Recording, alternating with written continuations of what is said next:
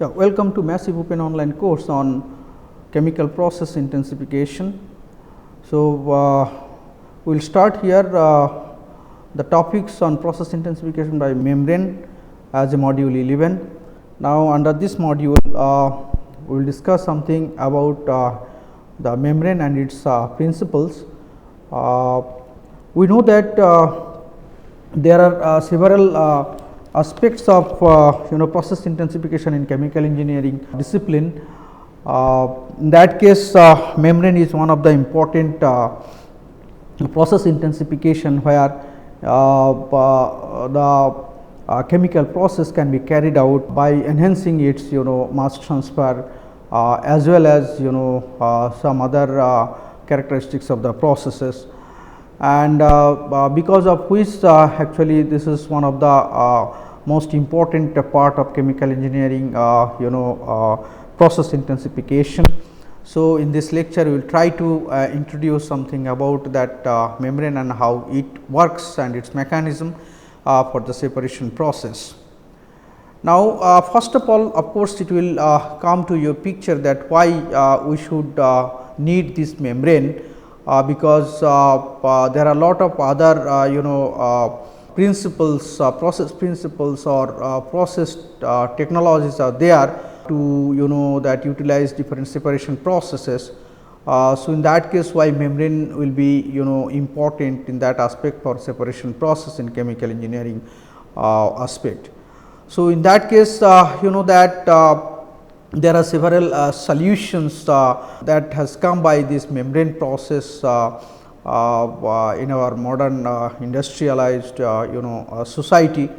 In that case, it has some potential to replace conventional energy intensive techniques to accomplish the selective and efficient transport of specific components and to improve the performance of different chemical and biochemical processes.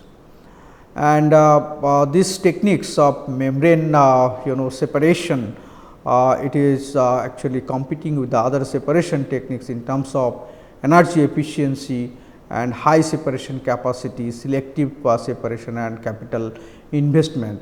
So, because of these advantages of this energy intensive process, energy intensive separation by this membrane process.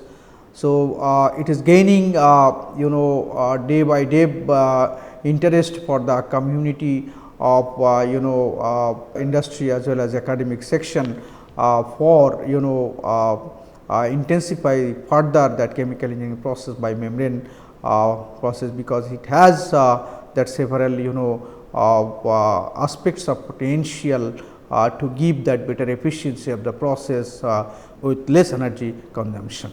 And of course, there are several areas of applications for this membrane processes, like that it can be used for the production of potable water, it can be used for energy generation, it can be used for tissue repairing, it can be used for pharmaceutical production, even food packaging. This type of process, membrane process, are also being used. And the separations that are needed for the manufacture of chemicals, even electronics and a range of other products, this membrane is more important. Mainly for the separation process is very important and it is used widely in industry, though up to a certain scale it is applicable, but presently there are several researches going on the membrane, how to actually procure that membrane, even synthesize that membrane to get the better efficiency, even for specific separation processes, different type of membranes, how it can be actually case to case to be used for to better process performance by this membrane. And you will see that commercial conventional separation processes in industry generally converting to membrane separation processes, because of course, it has several advantages that we have discussed. that it is energy efficient process, even also it may give that sometimes around 100% efficiency for the separation process. You will see that as an example, we can say that in water desalination, process, their conventional thermal technologies are actually being used, and it is being actually gradually replaced with reverse osmosis process, which is also one of the important part of this membrane separation. And in this case, the availability of very thin interfaces that is given by membranes between two phases for energy and mass transfer, that will represents an important opportunity for the that optimization of a wide range of chemical and biochemical processes. So, that is why the commercial conventional separation processes in industry are converting to the membrane separation processes. And what are the different that uses categorically by having that process intensification by this membrane.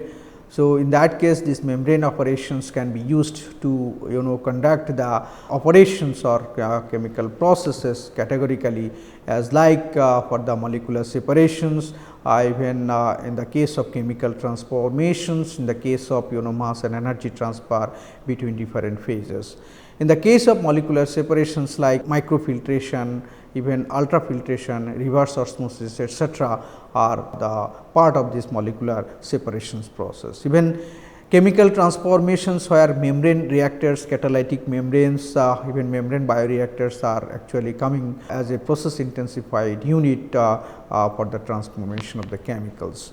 And also for the mass and energy transfer between different phases, like membrane contactor, membrane distillation, hybrid system of membrane, and also that catalytic reactions. So, it is called membrane reactors, membrane crystallizers, membrane sometimes that to produce that emulsification of this gas liquid or liquid system. So, it will be or it is being used as membrane emulsifiers, membrane strippers also sometimes to adsorb some gaseous particles or liquid molecules into the solid particles. The membrane sometimes is giving that intensified way of efficiency of that process, and also membrane scrubbers, just separating of the gaseous molecules by the membranes. So, these are the actually main three category of this application of the membrane for different chemical processes. So, in that case you have to just categorically select the membranes where you can apply for particular case to case application of chemical processes. There are various cases where current developments in the field of membrane operations and their applications in the intensification of chemical manufacturing and processing also there. And also you will see that several cases of chemical operations are successfully commercialized based on the membrane technologies, such as desalination, reverse osmosis, pre and post treatment, even membrane based reactive separations, membrane bioreactor, membrane based hybrid separation. We have actually discussed a lot of things about the that process intensification by the hybrid processes like membrane distillation, membrane reactive distillation, that we have discussed in earlier modules also there.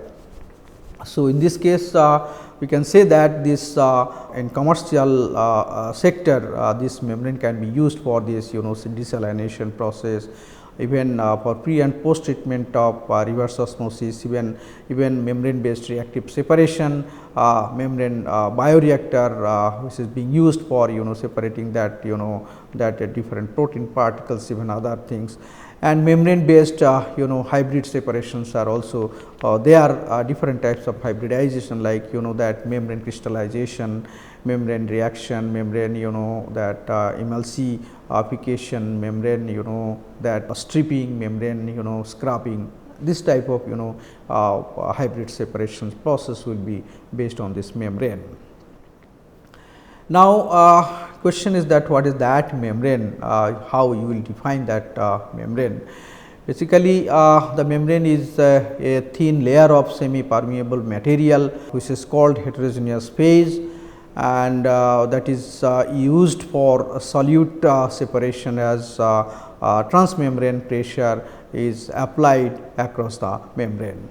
So, it is actually a thin layer as shown in slide in the figure, that this is one thin layer of semi permeable material through which that molecules will be transferring from one phase to another phase, or one that mixer to the other mixer, as by different mechanism, maybe pressure gradient, maybe concentration gradient, maybe that other driving forces will be applied, so that through that semi permeable material the molecules will be transferring.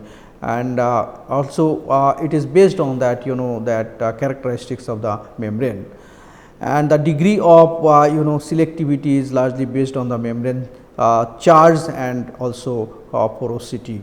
So, there is one important factor is that membrane is nothing but that porous material through which that molecules will be transferred based on their size. So, what is the mechanism for that? So, all the membrane separation processes are accompanied by phenomenon that is called concentration polarization, in which the composition at the feed membrane interface that will differ from the composition in the bulk of the feed mixer, and the gradient that is in the composition is generated by the separation that is performed by the membrane.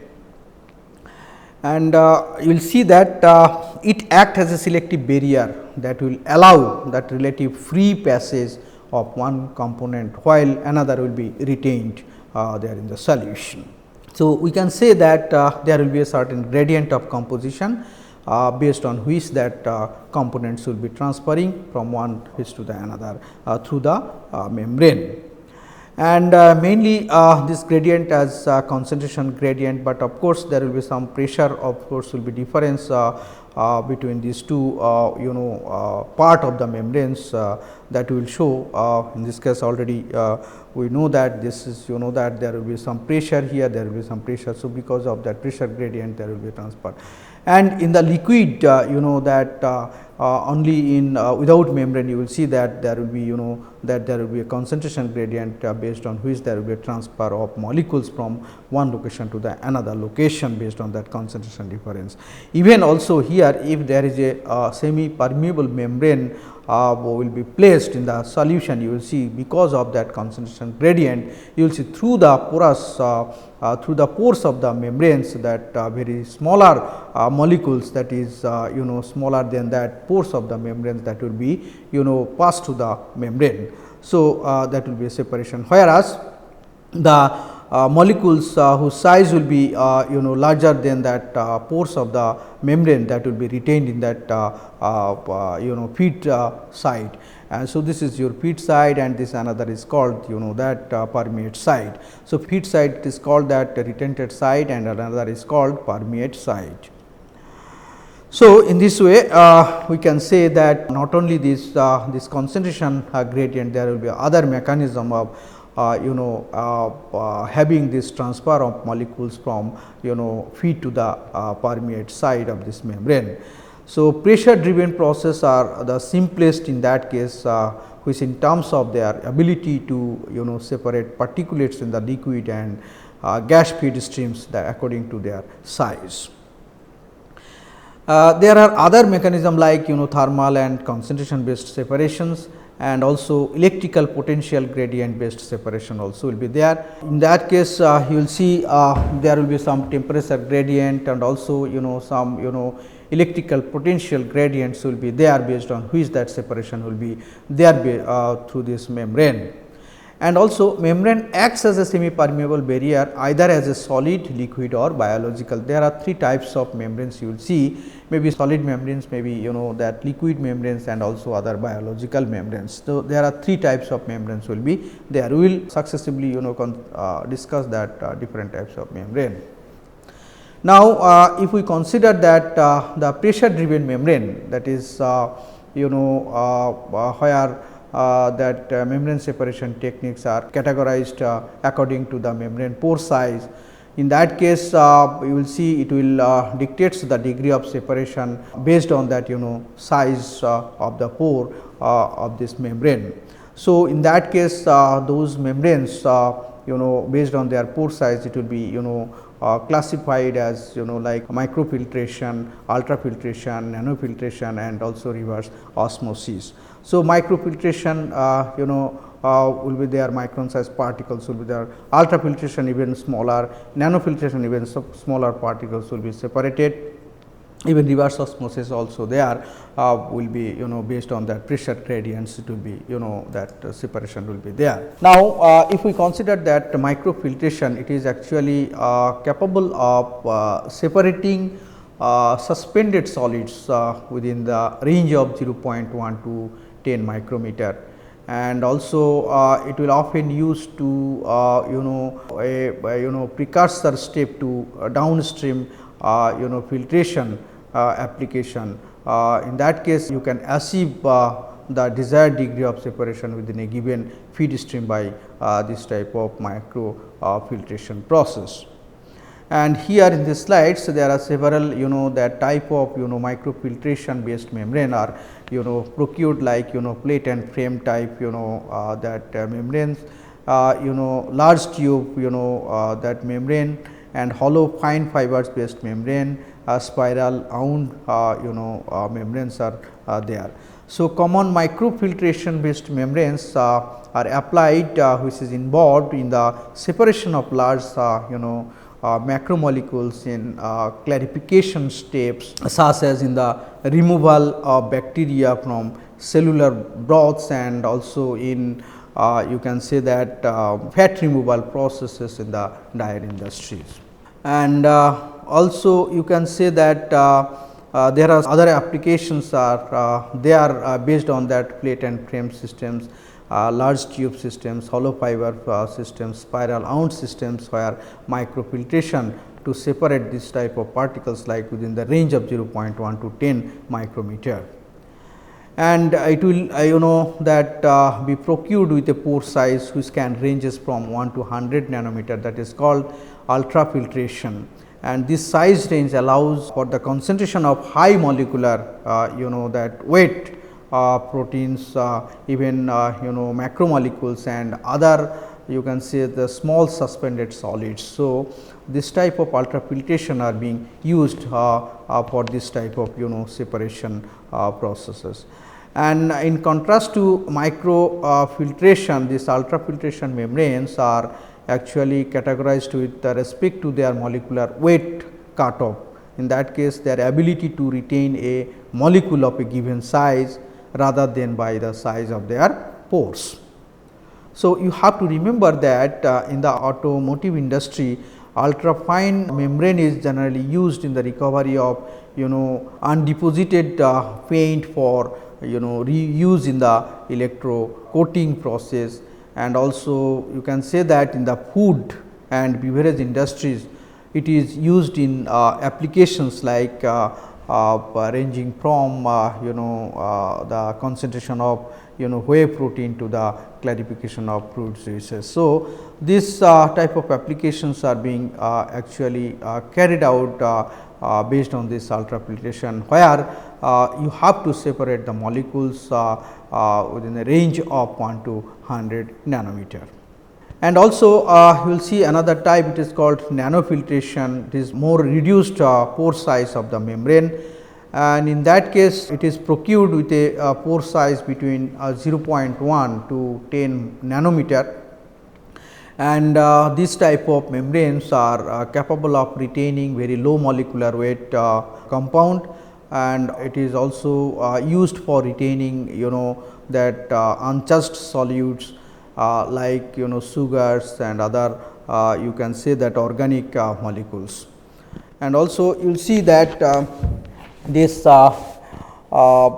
nanofiltration membranes also retain some chargeable species like polyvalent ions, and also you can say that large monovalent ions, whereas you can say the smaller monovalent species also they are to be passed through that membrane.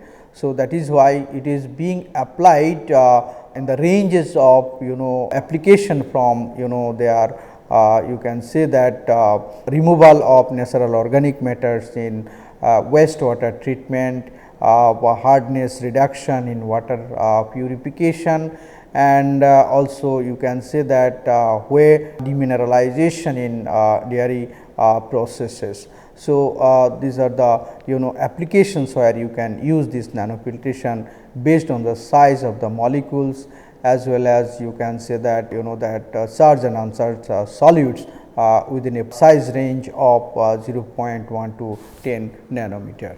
And another important aspects of that membrane separation, it is called that reverse osmosis. In this case you will see that this type of membranes contain the smallest pores of the pressure driven membrane processes, and in this case you will see the separations will be that based on that reverse osmosis which is accomplished not only through the size exclusion, but utilizes a diffusive mechanism there.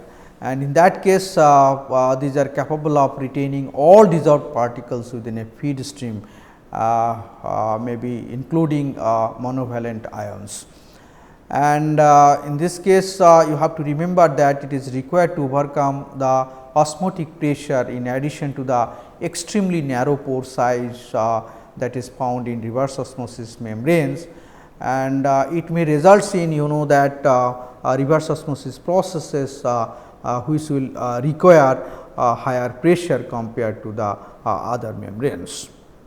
And most common applications for this reverse osmosis are in the preparation of drinking water and beverage concentration. So, this you have to remember, and this technique may be simply described as the application of pressure on a solution in excess of osmotic pressure of the solvent, which is usually water. And this mechanism of this separation by reverse osmosis membrane is governed by the permeation properties of the polymer, and different types of polymers actually are being used for procuring this type of osmosis reverse osmosis membranes. And in that case typically you can say that polymers that is used in reverse osmosis membranes that will absorb about 5 to 15 weight% of water at equilibrium. And in that case the driving force for the permeation of water through the membrane that is arises from the net pressure difference, like here the difference will be delta P minus delta pi, where delta P is the hydrostatic pressure gradient, and delta pi it is called osmotic pressure gradient, which acts in the opposite direction. And in this case the rate of flow is very important, where that the solvent flux, as a solvent flux you can say that this rate of flow of water is directly proportional to the membrane thickness, and in contrast the solute flux is independent of both pressure and the membrane thickness. So, you have to remember that the flow rate of course, how it can be designed or how it can be actually chosen for operation, that based on this your membrane thickness. And also you cannot assess it based on the solid flux, because this solid flux is independent of both pressure and membrane thickness. And another category other than this pressure, it is called electrical potential gradient based membranes. It is sometimes called ionic membrane. This that ionic polymeric membranes containing fixed charges may be used in membrane formed to separate ions from the aqueous solutions. And in that case, you can say that by preventing the permeation of ions having the same charges as that on the membrane, only you can say that ions of the opposite charge permeate the membrane under an applied of electrical potential here. So, these are that you can say that some membranes where these are electrodes and based on this electrical potential gradient, this charge will be that moving through that membrane. So, by passing an ionic solution such as sea water between two membranes of opposite charges, the positive and the negative ions may be removed, and this process is known as electrodialysis. So, electrodialysis is actually basically a membrane process where the driving force is nothing but that electrical potential gradient, where it is sometimes called as ionic membrane, because these ionic polymers that containing fixed charges which is used in membrane formation to separate ions from aqueous solutions. Another driving force based membrane, it is called thermally driven membrane separation, and in that case membrane distillation is one of the important membrane processes where it is actually operated based on the thermally driven separation process, and the separation is enabled due to the phase change.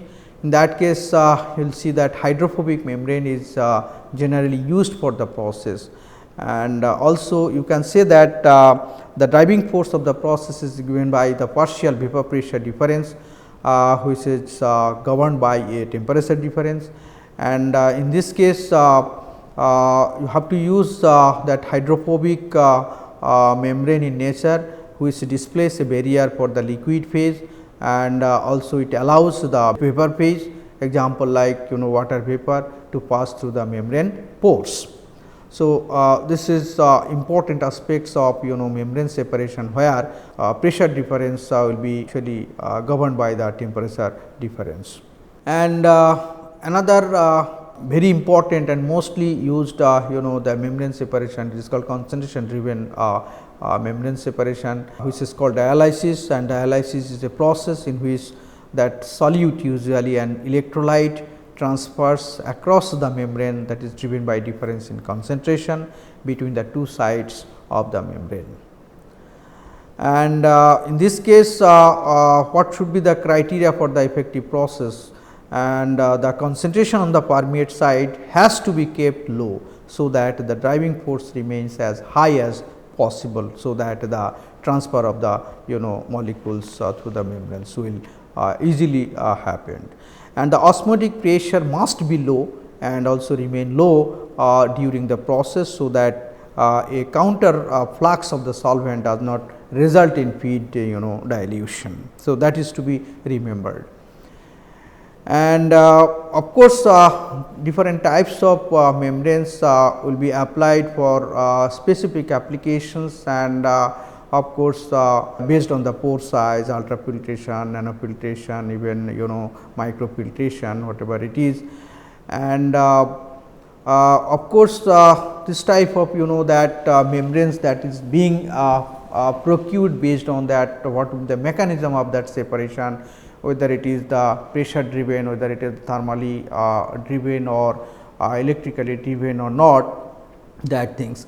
But out of that also there are several configurations of the membrane which are being used for process intensification, like capillary filtration system, cross flow membrane operations, hollow fiber membranes, plate and frame membranes, spiral wound membranes, even tubular membranes. These are the different configurations of the membranes which are being used for the specific applications for its process intensification of separation. And in that case, you have to consider that material types whenever you are going to procure that different configured membranes there. So, generally that different types of, like that organic chemicals based membrane is procured, even you can say metallic membranes are being procured, ceramic membranes are being procured, even different types of metals like zeolite membranes are there, liquid membranes are there. This type of different types of membranes are there based on that procuring materials. So, as per that organic membranes, a majority of industrial membranes that consists of synthetic or natural polymers there. And in that case, membranes with both types of polymers are known as organic membranes, whether it is synthetic or natural polymers. Example like synthetic polymers, that will include that polytetrafluoroethylene, that is Teflon, PT, Fe type material which is being used for membrane procurement. Polyamide imide membrane also there, it is called PAI membrane. Polyvinyl dinitrophenyl that is PVDF membrane. Even polyacrylonitrile membrane, it is called PAN membrane, and also PES membrane is also there, it is called poly ether sulfone membrane are there. So, the membranes actually these names are they are based on that chemically synthesis procured membrane. And natural polymers also they are to procure that membrane like rubber, wool and cellulose, this type of membranes also they are. So, based on their material how it is being procured and how it can be categorized there. And inorganic membranes like metallic membranes, in this case this type of membranes are being made from sintering metals such as tungsten, palladium or stainless steel, and then depositing them into that porous substrate. And the main use of metallic membranes is for hydrogen separation with palladium and its alloy, which is being the primary source of material there. And also the main use of this metallic membrane is for surface poisoning effect there, which is not actually suitable for using of this type of metallic membranes. This is one disadvantage for that metallic membranes which are procured based on that tungsten, palladium or stainless steel. And also we can have other type of materials like ceramic type of membranes, and these are made of metals like aluminum or titanium, and also non-metal oxides like oxide, nitride and carbide. This type of non-metal also being used along with that aluminum and titanium. So, this is called that ceramic membranes. They are generally used for highly acidic or basic environments due to that inertness. And the disadvantage of ceramic membrane is the high sensitivity to temperature gradient, which leads to membrane cracking. So, this is the disadvantage where you cannot operate this membrane at high temperature. Another one important membrane, it is called zeolite membrane. This type of membranes are generally used for highly selective gas separation due to highly uniform pore size, and it has a catalytic characteristic which is beneficial for catalytic membrane reactor applications. But there is a disadvantage like it includes a relatively low gas flux and thicker layer requirements to that prevent cracks, and you can say that it is called pinholes. Other category out of that that metal or chemicals, inorganic or organic chemicals or metals based membrane. Nowadays for specific application of solvent extraction, or you can say that separation of the organic molecules in a solution without that using that solid material, the membranes are being procured. This is called that liquid membrane. In this case, a liquid phase that separates two liquid phases of different composition. So, one liquid phase will be acting as a membrane there. It is an organic phase that is placed between two aqueous phases, and the principles involved in the liquid membrane separations are those of solvent extraction rather than membrane separation. And in this case, the solute is first selectively extracted by liquid membrane, and then it is being transferred across the liquid film that is driven by its concentration gradient, and also when it reaches the other side of the liquid membrane, it is stripped by the third phase there.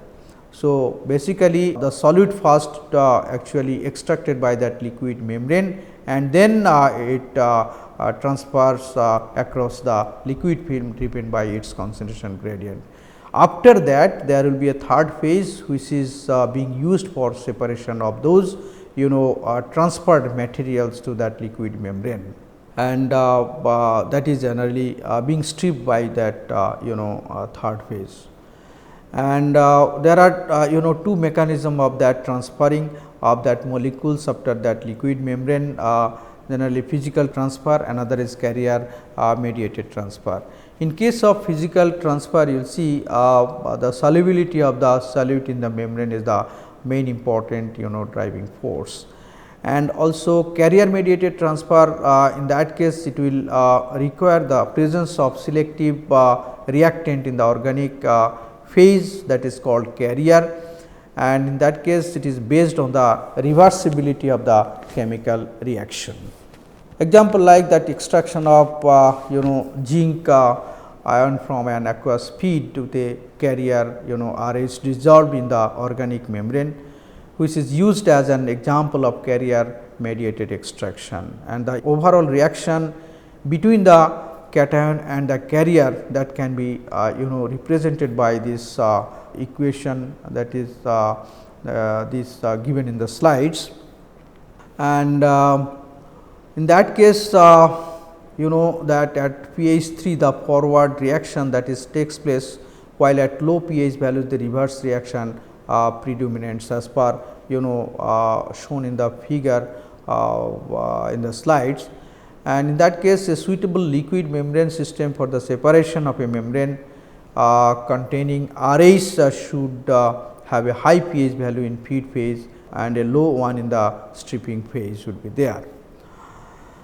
And there are also two types of configuration of this liquid membranes, like it is called emulsion liquid membrane. It is obtained by adding a surfactant into the organic phase in order to stabilize water in a oil emulsion, and also this emulsion is then dispersed in the feed, so that the organic phase, which is continuous phase of the dispersed like globules, that becomes the membrane as shown in figure here.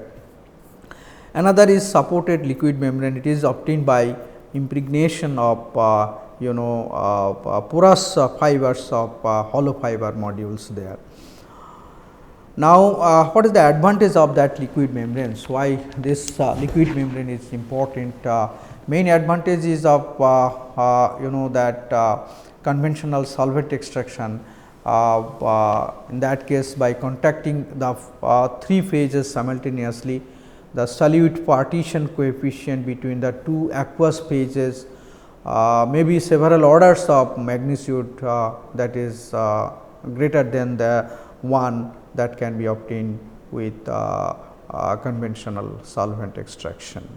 Another type of membrane, it is called biomembrane.